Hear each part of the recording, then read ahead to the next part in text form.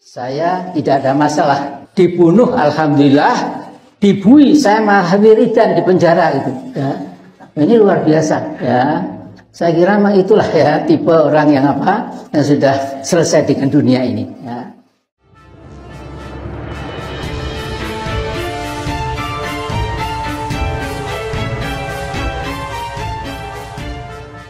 Assalamualaikum warahmatullahi wabarakatuh. Salam sejahtera untuk kita semua, salam budaya. Sahabat-sahabat tercinta sebangsa dan setanah air yang sangat saya hormati, kegilaan Ketua Majelis Syuro Partai Umat Amin Rais tampaknya kian akut. Logika dan kewarasan otaknya tampaknya terus digerogoti virus kebencian terhadap Presiden Jokowi, sehingga kecerdasannya langsung drop hingga ke level terbawah. IQ-nya minus dari rata-rata 75, drop ke level minus 75. Ia sudah menggunakan logika terbalik dalam berpolitik. Kalau ia menuduh Jokowi rezim oligarki, anti asing atau anti asing, itu artinya sangat berlawanan dengan fakta yang sebenarnya. Untung saja logika terbalik Amin Rais sudah nggak ngefek dan ngaruh terhadap rakyat. Kegilaan Amin Rais hanya laku dijual kepada gerombolannya yang sama-sama tergabung dalam barisan pendendam dan sakit hati. Simak saja ketika Amin Rais membual di depan kader-kadernya ketika Partai Umat hampir saja tidak lolos untuk mengikuti pemilu 2024 hingga akhirnya ia menggugat ke Bawaslu tanpa rasa bersalah apalagi berdosa. Dengan enteng ia menuding istana telah berusaha untuk menjegal Partai Umat agar tidak diloloskan, sehingga membuat Presiden Jokowi pun bereaksi keras. Dengan gayanya sok merasa gagah, Amin meyakinkan kader-kadernya kalau dirinya sosok pemberani, tidak ingat-ingi, hingga akhirnya Partai Umat lolos setelah dilakukan verifikasi ulang. Nah, jadi memang ini tawaran kita. Ya. Jadi waktu itu mengapa kita di single out? Ingat ya waktu dulu ya. Jadi ada perintah dari pusat. Saya nggak tahu namanya siapa ya. Tentu orang itu Sontoloyo ya. Dia ini memberikan instruksi ke berbagai KPUD ya. Semua kalau memenuhi syarat ya hendaknya disahkan.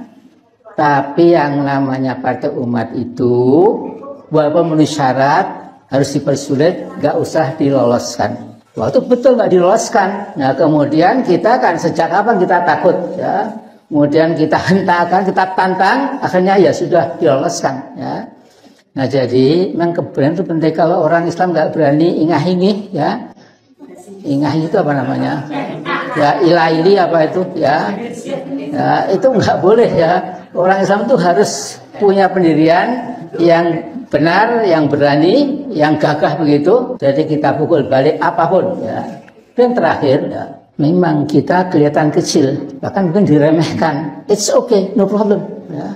Nah jadi kita ini tenang aja ya. Masa kita kalah sama Pak Syukron Makmun ya. Saya kemarin duet dengan beliau, malah bertrio bimbo sama Ijat Nur Wahid ya. Tapi Pak Kiai Syukron Makmun ini dari Madura, 2 tahun lebih tua dari saya, beliau malah menantang. Kalau saya keliru, karena saya mengingatkan kekuasaan supaya tidak zalim, saya tidak ada masalah. Dibunuh alhamdulillah, dibui saya malah wiridan di penjara itu. Ya. Ini luar biasa ya. Saya kira memang itulah ya tipe orang yang yang sudah selesai dengan dunia ini ya. Karena tidak lolos langsung tunjuk-tunjuk. Itu istana ikut campur, kekuatan besar ikut campur, kekuatan besar intervensi. Saya itu nggak ngerti apa-apa masalah ini. Ini kan total 100% urusannya KPU, kan urusan siapa-siapa. KPU itu independen. Tapi yang paling enak itu memang mengkambing hitamkan, menuduh Presiden, Istana, Jokowi paling enak itu. Paling mudah dan paling enak. Jadi selama hampir 9 tahun Pak D. Jokowi memimpin Indonesia ini, itu tunduknya pada Pak D besar namanya Xi Jinping. Nah, saya kadang-kadang melihat tokoh-tokoh Indonesia ini berkali mengatakan tidak ada lagi komunisme, tidak penting, PKI sudah tidak ada, nggak ada komunisme sekarang. Ini orang ini memang bukan keblinger lagi, ya.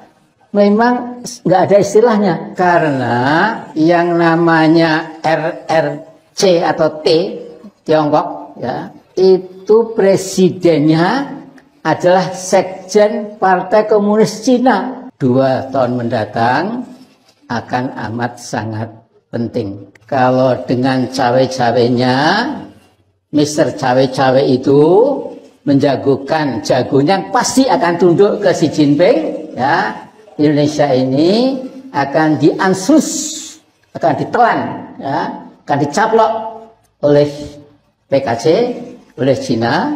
Ya. Indonesia itu kecil, gak sebanding. Ya.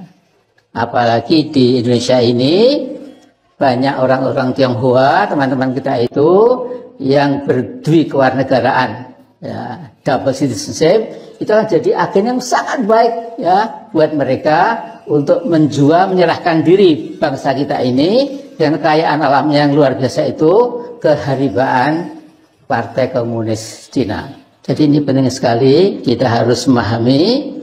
Jadi kita menghadapi masalah yang memang serius, ya. Dan saya kalau bicara tentu tidak hanya imagination, bukan, tetapi setiap hari masih 2-3 jam melihat perkembangan internasional, dan saya melihat ini memang sangat berbahaya. Nah, sehingga Mr. Joko Widodo ini buat saya memang harus kita waspadai, karena dia pintu gerbang ya pengambil alihan negara Indonesia ini menjadi negara vasal, negara yang subordinat, ya, di bawah kepentingan Republik Rakyat Tiongkok, Republik Rakyat Cina itu, ya. Jadi kalau sampai pun sampai ke telinga Intel dan lain tidak ada masalah, ya, karena saya akan bisa meyakinkan bahwa yang saya katakan benar itu, dan insya Allah tidak terbantahkan. Jokowi nolak 63 miliar dari China. Dan ini kasusnya gara-gara bauksit. Ini mirip sama kasus nikel ya. Jadi selama ini tuh China beli bauksitnya kita 90%. Nah, Pak Jokowi decide stop, you cannot buy our bauxite anymore. Karena negara kita sendiri butuh pasokan bahan baku untuk persiapannya, you know lah. Nah, China tuh nggak setuju. Mereka bilang bakal gugat melalui WTO, kenapa lu tiba-tiba nggak mau jual ke kita. Dan gue takutnya ini kan bikin relationship kita sama China kurang oke ya. Soalnya kan dia jadi mitra pedagang kita lumayan banyak. Nilai ekspor hampir 100 miliar dolar. Nah, tapi walaupun gugatan ini belum fix, katanya Kemendak bilang siap untuk fight for Indonesia dan sebenarnya nggak ngelanggar perjanjian perdagangan. Nah, yang ini gue belum tahu in detail. Cuma ya gue setuju visinya bahan baku tuh diolah dulu di Indonesia biar keluarnya tuh makin mahal, bukan cuma bahan baku doang. Keputusan Pak Jokowi bener nggak menurut kalian? Chevron Amerika berapa puluh tahun sudah dikelola. Sekarang baru saja sudah dimenangkan oleh Pertamina, 100% ini Pertamina. Freeport lebih dari 40 tahun dikelola dan kita hanya dapat 9%. Kita diam saja. Sekarang kita sudah ambil mayoritas 51%. Antek asingnya yang mana? Antek asing. Ini urusan juga urusan tenaga kerja. TKA asing. Pak Jokowi itu antek asing katanya. Karena banyak TKA ya, dari Cina yang katanya bekerja di sini katanya 10 juta lebih. Saya langsung cek imigrasi, coba. Saya cek. Ternyata TKA yang kerja di Indonesia itu hanya kira-kira 80 ribu. Yang dari Tiongkok itu 24 ribu. Kalau saya cek datanya ada, bukan isu. Kemudian saya bandingkan dengan negara lain. Coba kita bandingkan dengan negara lain.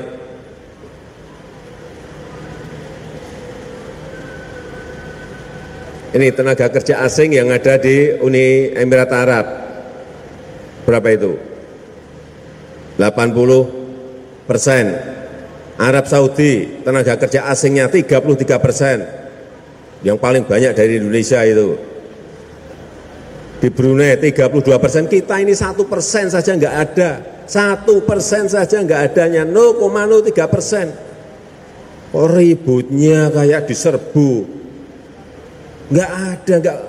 Karena memang betul-betul kita rem, kita batasi. Justru orang kita yang kerja di Cina itu ada 80.000 di Cina saja, di Taiwan 200.000, di Hong Kong 160.000. Jadi total berapa? 440.000. Berarti orang sana itu anti Indonesia kalau anti. Pokoknya salawi, semua salah Jokowi. Begitulah Kamus Besar Politik yang dijadikan sebagai rujukan Amin Rais. Lantaran menggunakan logika terbalik, apapun kelebihan Jokowi berubah menjadi dosa, aib, dan kelemahan. Kedua bola mata batinnya sudah pantang dan rabun untuk bisa melihat fakta dan kebenaran. Lagi-lagi tanpa merasa bersalah apalagi berdosa, dengan enteng Amin Rais kembali menuding kalau Jokowi hanya tunduk kepada Pak D-nya, Presiden ke-7 Cina, Xi Jinping. Bahkan Amin Rais begitu yakin dengan logika terbaliknya itu kalau apa yang ia katakan selalu benar. Namun sekali lagi tuduhan Amin Rais toh hanya kibulan belaka. Faktanya Presiden Jokowi justru pernah menolak untuk kembali ekspor bauksit ke Cina yang selama ini hampir mencapai 90% mereka nikmati. Bahkan Jokowi pun menolak iming-iming duit senilai 63 miliar dolar Amerika Serikat hingga Jokowi diancam untuk digugat ke WTO oleh Xi Jinping. Kalau Presiden Jokowi mau memperkaya diri dan tunduk pada Xi Jinping yang dianggap Pak D-nya itu, ia tentu bisa dengan mudah bermain pat gulipat dan berkong-kalingkong untuk menggadekan kedaulatan bangsa dan negara ke pihak asing. Namun toh hal itu sama sekali tidak dia lakukan. Demi tegaknya kedaulatan bangsa dan negara, Jokowi tetap tak berubah sikap. Ia berani melawan arus besar dari jumlah negara besar di dunia untuk menghentikan kebijakan hilirisasi yang membuat negara-negara besar yang selama ini menikmati ekspor bauksit dan nikel dari Indonesia, kini mereka terancam bangkrut. Inilah fakta kemuliaan pengabdian Jokowi untuk bangsa dan negara yang selalu dipandang sebelah mata oleh para pembencinya yang sudah terkena sindrom megalomania, arogan dan merasa diri mereka paling benar. Sangat beralasan kalau sejumlah tuduhan Amin Rais dan gerombolannya yang selama ini diarahkan ke istana terkait dengan isu Indonesia telah dijual ke Cina, membuat Menko Kemaritiman dan Investasi Luhut Binsar Panjaitan meradang. Oh, ini Indonesia atau Luhut Panjaitan Menko Maritim mau jual proyek ke Cina kayak gitu-gitu. Kita ini bego apa? Kita semua proyek itu kita siapin untuk orang investasi Indonesia. Siapa aja yang mau beli? Apa yang mau? Dari Qatar kita tawarin, datang masuk dia di Mandalika. Ke Cina kita tawarin, mau masuk di mana dia, dan seterusnya. Tapi ada 4 syarat untuk semua siapapun dia investasi Indonesia. 1, dia harus ramah lingkungan. Ya, tidak boleh teknologi kelas 2 datang kemari yang membuat cemar lingkungan. Yang kedua, dia harus dari hulu ke hilir. Kita tidak mau lagi ekspor raw material. Biar tahu nih yang ngomong-ngomong ini. Nah, ini saya bilang lurusin omongannya. Ini seperti yang kau bilang tadi. Nah, yang ketiga, dia harus transfer teknologi. Nggak bisa dia nggak transfer teknologi. Yang keempat, dia harus menggunakan tenaga Indonesia sebanyak mungkin. Nah, yang keempat ini kan kalau seperti kemarin saya dari BDP Halmahera Tengah. Kamu cari dari mana orang semua yang ngerti teknik di sana? Padahal dia butuh 35.000 orang. Ya, akhirnya kita belajar dari Morowali. Morowali itu kita siapin nih sekarang. Sehingga mereka melatih buruh-buruh Indonesia. Tapi apakah semua sudah pasti buruh Indonesia bisa? Enggak lah. Ya terpaksa ada Tionghoa. Oke, kita bilang, kamu boleh pakai buruh Tionghoa selama bagian dari construction ini 2 tahun, 2,5 tahun. Tapi sementara itu kau harus didik orang ini. Supaya di ujung ini nanti mereka menggantikan dan seterusnya. Dan sebagian dia bawa dari Morowali untuk bantu sini. Ini perusahaan Tiongkok dengan Prancis, ya. Jadi kalau orang bilang menjual, mungkin otaknya yang miring itu. Ini bagian dari deal bisnis sebenarnya, Bang. Iya dong, kan saya ngerti dong, saya kan tentara, masa saya mau jual bisnis juga kan? Bisnis juga ngerti lah saya, kan kau harus punya equity, nggak mungkin sama semua. Jadi kalau mau ngomong itu mulutnya dilihat dulu semua tuh, jadi sekarang belain lagi kan. Jadi bilang sama dia itu, yang ngomong-ngomong bilang Luhut Panjaitan menjual apa namanya kekayaan Indonesia ke luar negeri, kau belum pernah anak buah mau mati untuk membela negeri ini. Nah, saya sudah. Ya, kita memang butuh investasi asing langsung. Ya.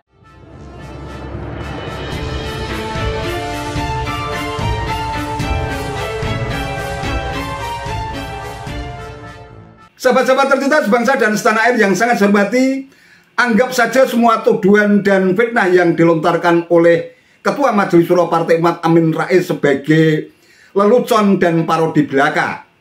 Toh sudah tak kurang-kurang sejumlah kalangan yang mengingatkan Amin Rais agar lebih bijak dan hati-hati. Namun tampaknya Amin Rais tetap menganggap semua tuduhan dan fitnah itu sebagai fakta dan kebenaran. Bisa jadi Amin Rais lupa terhadap adagium Jawa, saben manungso bakal munduh waing pakarti. Setiap manusia bakal memanen semua benih yang mereka tanam. Yang menanam benih-benih kebajikan tentu bakal memetik buah manisnya. Sebaliknya, mereka yang suka mengumbar benih kebencian, tuduhan tanpa bukti, bahkan fitnah, bakal memanen buah pahitnya juga, baik di dunia maupun kelak di alam keabadian. Wallahu a'lam bishawab. Itu saja yang bisa saya sampaikan. Terima kasih atas perhatiannya. Wassalamualaikum warahmatullahi wabarakatuh.